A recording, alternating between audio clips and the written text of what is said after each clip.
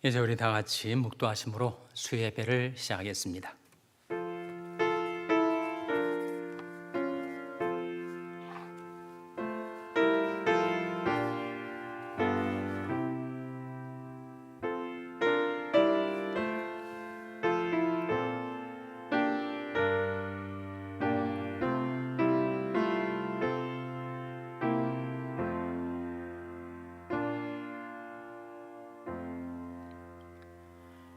내가 여호와를 기다리고 기다렸더니 귀를 기울이사 나의 부르짖음을 들으셨도다.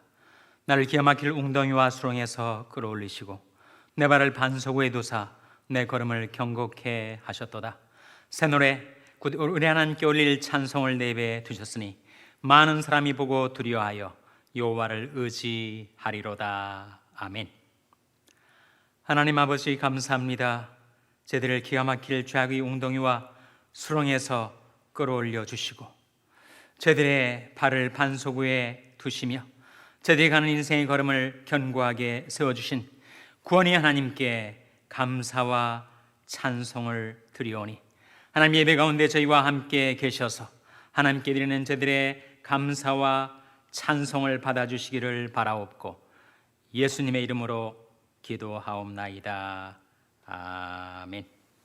찬송가 485장 부르시겠습니다.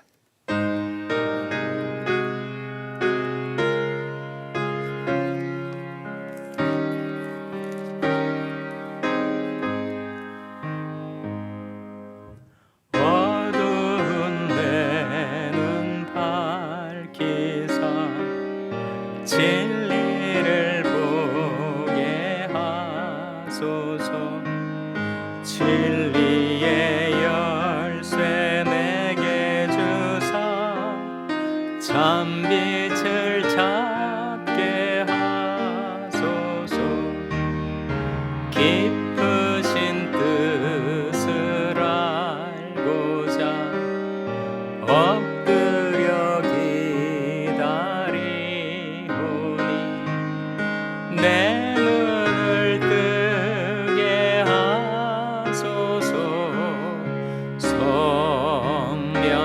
성령이여. 막혀진 내 귀 여시사 주님의 귀한 음성을 이 귀로 밝히 들을 때에 내 기쁨 한량 없겠네. 깊으신 뜻을 알고자 엎드려 기다리오니 내 귀를 열어주소서.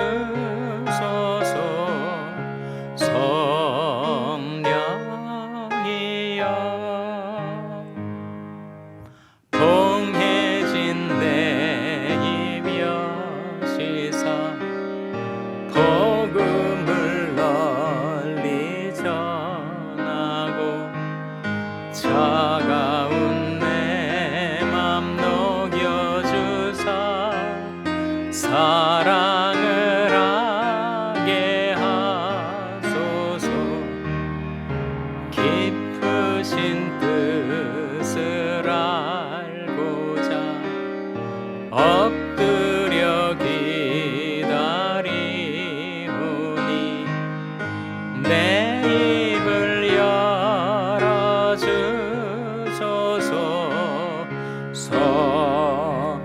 2절 막혀진 내 귀 여시사. 막혀진 내 귀 여시사 주님의 귀한 음성을 이 귀로 밝히 들을 때에 내 기쁨 한량 없겠네. 깊으신 뜻을 알고자 엎드려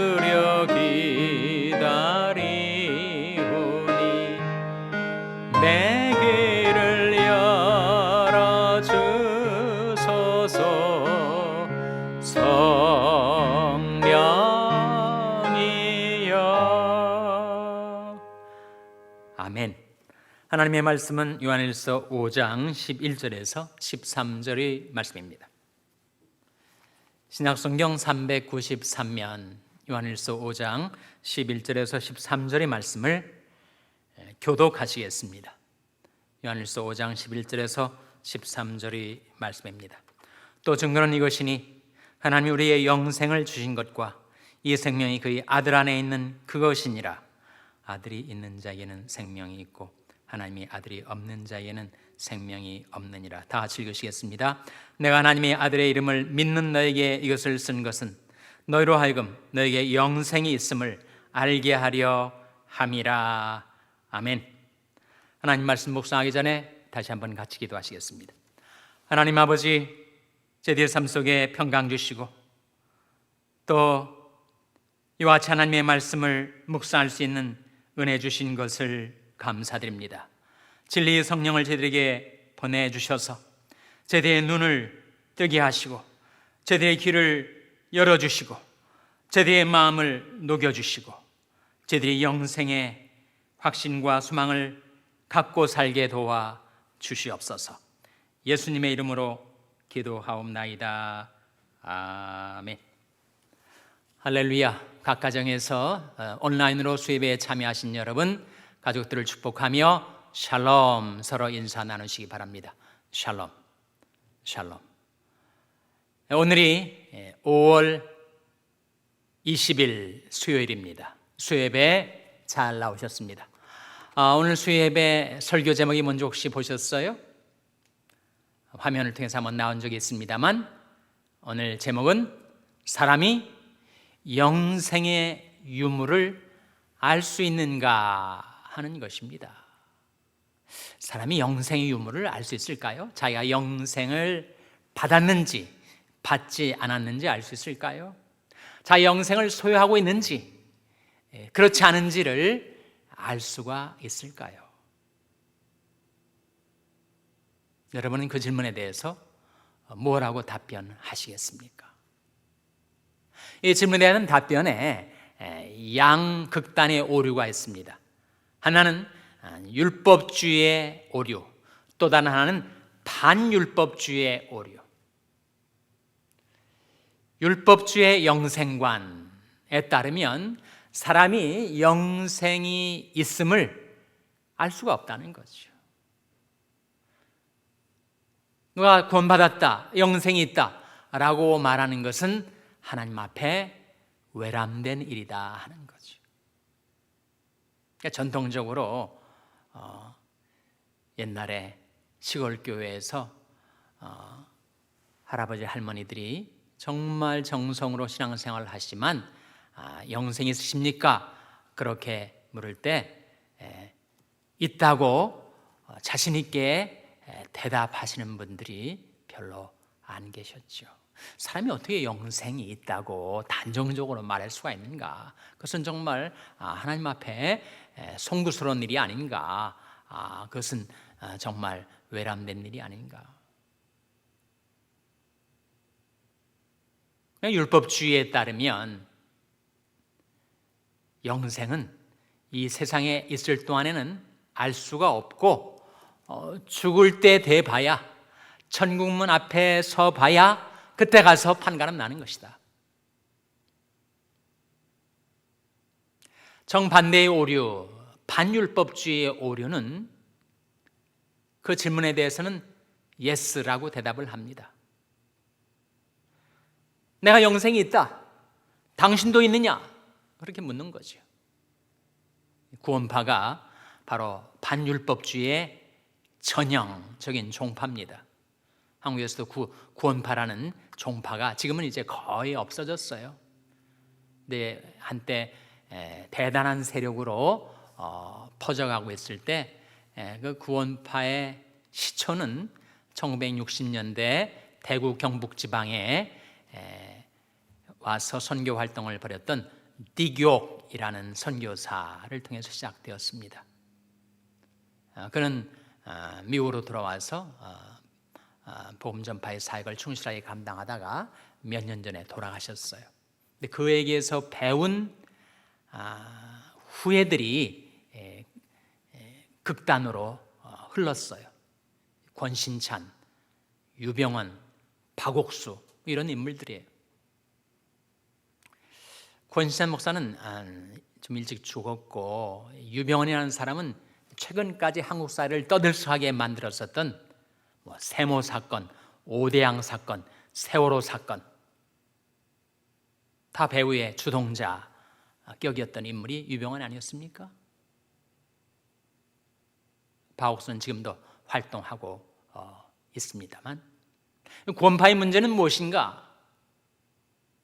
구원파는 사람들에게 구원의 확신을 단정적으로 말하지 못하면 당신은 구원받지 못한 것이요.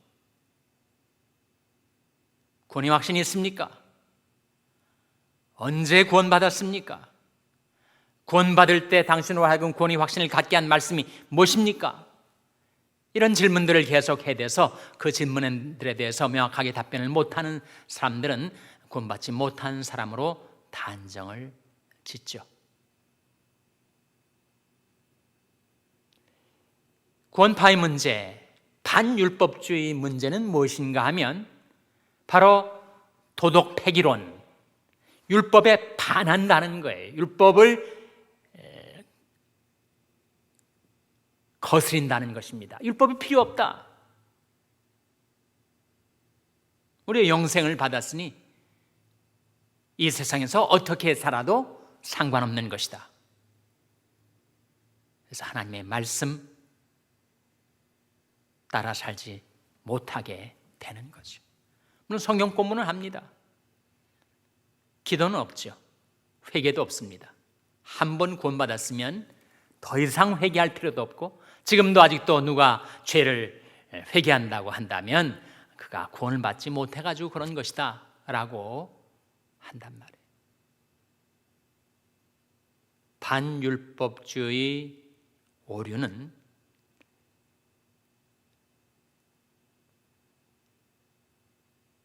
하나님의 말씀 따라 살지 못하게 만들고, 자기는 천국 행티켓을 받아놓은 당상으로 가지고 있으니 그 다음에는 어떻게 살아도 상관없다라는 도덕 폐기론자가 되게 만드는 거죠. 그러면 율법주의 영생관도 잘못됐고 반율법주의 영생관도 잘못된 것이라면 복음의 진리에 따른 참 영생관은 무엇인가? 그것이 오늘 본 말씀 요한일서 5장 13절이 보여주고 있습니다. 자, 13절 말씀 같이 읽겠습니다. 화면에 내가 하나님의 아들의 이름을 믿는 너에게 이것을 쓴 것은 너희로 하여금 너에게 영생이 있음을 알게 하려 함이라.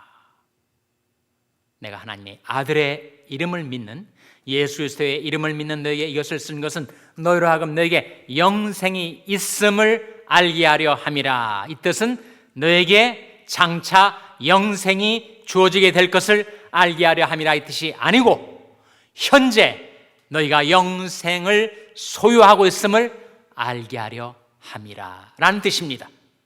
요한일서가 쓰여진 목적, 전체로 성경이 쓰여진 목적, 그것은 우리가 이 세상에 살지만 영생이 우리에게 있는지 유무, 영생을 소유하고 있는지 여부, 그것을 우리가 알게 하도록 하기 위해서 성경이 기록된 것이다. 이렇게 볼 때 율법주의 문제는 뭐예요? 영생이 있음을 알게 하려고 성경이 기록되어 있는데 영생을 알 수 없다, 영생의 유무를 알 수 없다 라고 하는 율법주의는 하나님을 경외하는 것 같지만, 그러나 성경의 증거를 믿음으로 받아들이지 못한 그릇된 영생관이라는 거죠. 정반대편은 반율법주의. 그럼 왜 문제예요? 마치 영생을 자기가 획득한 것이냐, 영생을 천국행 티켓을 받아놓은 것이냐 생각하고 그 이유는 어떠한 삶을 살아도 영생과 상관없이 한번 받은 영생은 아무도 빼앗아갈 수 없는 내 소유, 나의 것으로 단정 짓는 것이 오류입니다. 그 반율법주의 또는 구원파의 영생관에 대해서 오히려 성경은 뭐라고 말씀하는가? 유다서에 사랑하는 자들아, 너는 너희 지극히 거룩한 믿음에 자기를 건축하며 성령으로 기도하며 하나님의 사랑 안에서 자기를 지키며 영생에 이르도록 우리 주 예수 그리스도의 긍휼을 기다리라. 물론 하나님의 은혜로 영생을 받아 영생을 소유하고 있음을 확신하게 되었지만 이 세상에 사는 날 동안에 나는 하나님의 말씀 따라 살아가다가 죽을 때에도 마지막 죽음의 병상에서도 오직 예수 그리스도의 긍휼을 힘입어 영생에 이르게 될 것을 소망하는 것, 그것이 바른 영생관이라 하는 거죠. 그 영생을 어떻게 소유하게 됩니까? 오늘 본 말씀 11절 12절에 나오죠. 같이 읽겠습니다. 시작. 또 증거는 이것이니 하나님이 우리에게 영생을 주신 것과 이 생명이 그의 아들 안에 있는 그것이니라. 아들이 있는 자에게는 생명이 있고 하나님의 아들이 없는 자에게는 생명이 없느니라. 이 말씀의 뜻이 확연하게 이해가 되십니까? 다시 한번 저를 주목해 주세요. 여기에 성경책을 예수 그리스도라고 하고 제가 가지고 있는 이 펜을 영생이라고 생각해 보세요. 자, 그 말씀 그대로 한번 보시기 바랍니다. 또 증거는 이것이니 하나님이 우리에게 영생을 주신 것과 또한 이 생명이 그의 아들 안에 있는 그것이니라. 아들이 있는 자에게는 생명이 있고 아들이 없는 자에게는 생명이 없느니라. 이 성경책과 펜에서 성경책이 예수 그리스도고 이 펜이 영생인데 하나님이 우리에게 이 펜을 주셨는데 펜을 이 성경책 속에 넣어 두셨으니 이 성경책이 있으면 영생을 갖게 되는 것이고 성경책이 없으면 영생이 없게 되는 것이다. 이해가 되시죠? 사람이 영생을 소유하게 되는 길은 영생을 가지고 계신 예수 그리스도를 영접하는 것, 예수 그리스도를 믿는 것, 예수 그리스도가 내 안에 거하시게 되는 것, 예수 그리스도를 모시고 사는 것, 그것이 바로 영생을 소유하게 되는 것입니다. 주 예수를 믿으라. 그리하면 너와 내 집이 구원을 얻으리라. 하나님이 세상을 이처럼 사랑하사 독생자를 주셨으니 이는 저를 믿는 자마다 멸망치 않고 영생을 얻게 하려 하심이니라.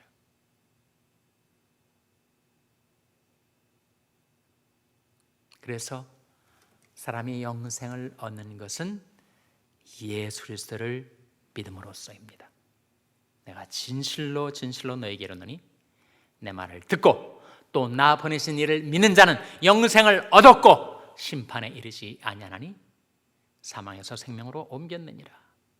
내가 저에게 영생을 주노니 영원히 멸망치 아니할 터요 또 저를 내 손에서 빼앗을 자가 없느니라. 저를 주신 내 아버지는 만유보다 크심에 아무도 아버지 손에서 빼앗을 수 없느니라.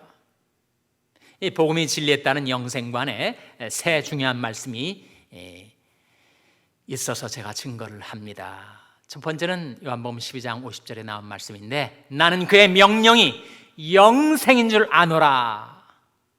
우리가 이 세상에 살지만 하나님의 명령, 하나님의 말씀을 따라 살아가면 우리는 영생을 맛보며 살게 된다 하는 거죠. 둘째는 요한복음 17장 3절 말씀에 영생은 유일하신 참 하나님과 그의 보내신 자 예수 그리스도를 아는 것이니이다. 이때 알문 지식적인 알미 아니라 경험적인 알미인데 바로 교제를 뜻합니다. 영생은 무엇인가? 하나님을 알고 교제하는 것, 예수 그리스도를 알고 교제하는 것, 하나님과 예수 그리스도와 함께 교제하며 동행하며 사는 것이 바로 영생을 누리며 사는 길이다. 세 번째는 요한일서 5장 20절 말씀에 예수 그리스도는 참 하나님이시요 영생이시라. 예수 그리스도가 바로 영생이시니 예수 그리스도와 함께 있는 자는 영생을 살게 되는 것이죠.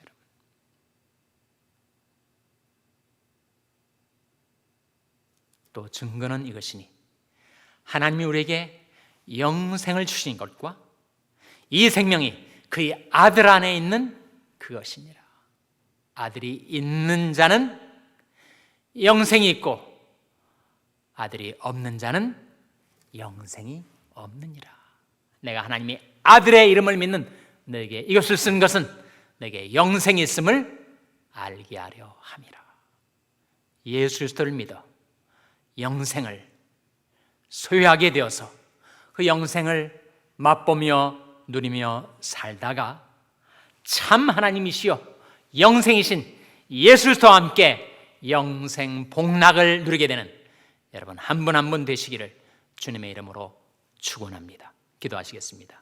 오늘 말씀 기억하며 우리 1분간 기도할 때 하나님, 제가 예수 그리스도를 믿사오니 약속하신 영생을 선물로 주시고 이 세상에 살 때나 영원한 천국에서도 영생을 맛보며 누리며 영생 복락을 누리게 하여 주시옵소서.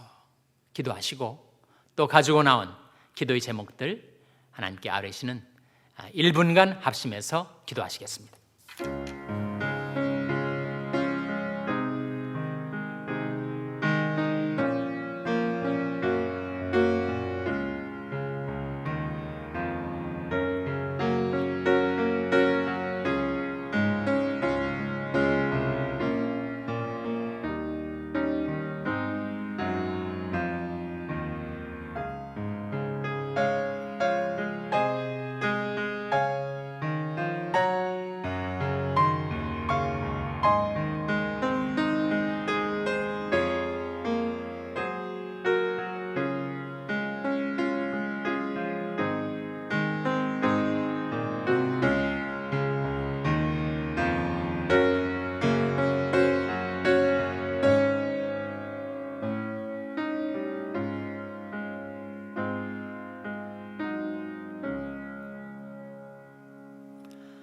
하나님 아버지, 저희들이 예수 그리스도를 믿었사오니 영생을 소유한 자로 이 세상에 살 동안에 영생을 맛보며 누리며 살다가 영생이신 우리 주 예수 그리스도와 함께 영생 복락을 누리게 하여 주시옵소서. 예수님의 이름으로 기도하옵나이다. 아멘. 광고 말씀 드리도록 하겠습니다. 우리 교육자 9분의 동영상이 이 교회 웹사이트 홈페이지에 첫 페이지에 나와 있습니다. 우리 교육자들 동영상도 보시고 위로의 메시지도 들으시고 교제도 나누시고 그렇게 하시기를 바랍니다. 우리 예배당 예배의 회복 시점 아마 6월 초부터 7월 초 사이가 되지 않을까 그렇게 예상을 하고 있는데 기도해 주시기 바랍니다. 우리 우편으로 헌금 봉투를 사용해서 우편으로 봉헌의 삶을 꾸준히 해 오신 여러분에게 감사를 드립니다. 온라인 송금 방법도 추가로 준비가 됐습니다. 젤레라는 방식으로 봉헌하실 수 있습니다. 우리 교회 화면이 LED 화면으로 대체가 되었습니다. 정말 고화질의 텔레비전 화면을 보는 것처럼 선명하게 보실 수가 있게 될 텐데 이를 위해서 기증해 주시고 설비해 주신 귀한 희사를 해 주신 장로님 가정에 감사를 드립니다. 이 찬송가 493장 부르신 후에 주님 가르친 기도로 수예배를 마치겠습니다.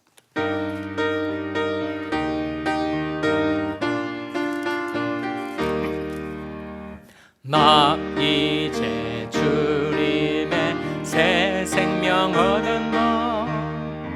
옛것은 지나고 새 사람이로다. 그 생명 내 맘에 강같이 흐르고 그 사랑 내게서 해같이 빛난다. 영생을 맛보며 주 안에 살리라.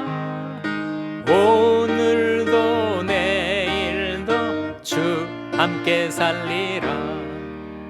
주 안에 감추인 새 생명 얻으니 이전에 좋던 것 이제는 값없다.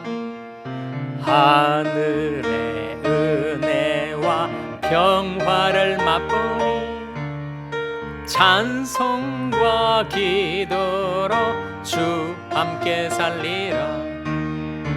영생을 맛보며 주 안에 살리라. 오늘도 내일도 주 함께 살리라. 산천도 조목도 새 것이 되었고 죄인도 원수도 친구로 변한다. 새 생명 얻은 자 영생을 맛보니 주님을 모신 맘 새 하늘이로다. 영생을 맛보며 주 안에 살리라. 오늘도 내일도 주 함께 살리라. 주 따라가는 길 험하고 멀어도 찬송을 부르며 뒤따라가리라.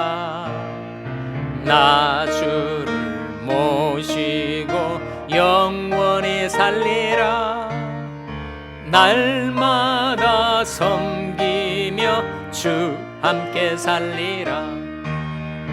영생을 맛보며 주 안에 살리라. 오늘도 내일도 주 함께 살리라. 아멘. 하늘에 계신 우리 아버지여, 이름이 거룩히 여김을 받으시오며 나라 임하옵시며 뜻이 하늘에서 이룬 것 같이 땅에서도 이루어지이다. 오늘날 우리에게 일용할 양식을 주옵시고 우리가 우리에게 죄 지은 자를 사하여 준 것 같이 우리 죄를 사하여 주옵시고 우리를 시험에 들게 하지 마옵시고 다만 악에서 구하옵소서. 때에 나라와 권세와 영광이 아버지께 영원히 있사옵나이다. 아멘.